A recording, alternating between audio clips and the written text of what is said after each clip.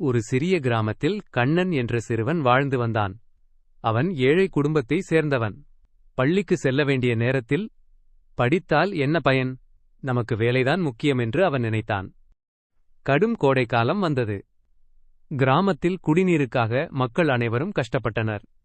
அப்போது கிராமத்தின் முதியவர் ஒருவர் மணலில் ஒரு இடத்தில் தோண்ட ஆரம்பித்தார்.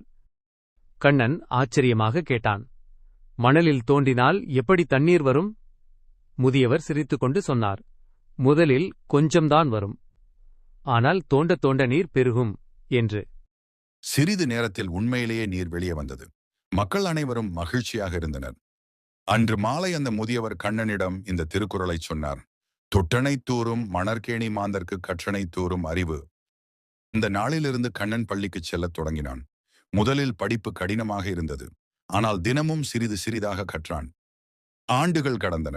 கண்ணன் ஒரு நல்ல ஆசிரியராக மாறினான். அவன் அறிவால் முழு கிராமமே பயன்பெற்றது.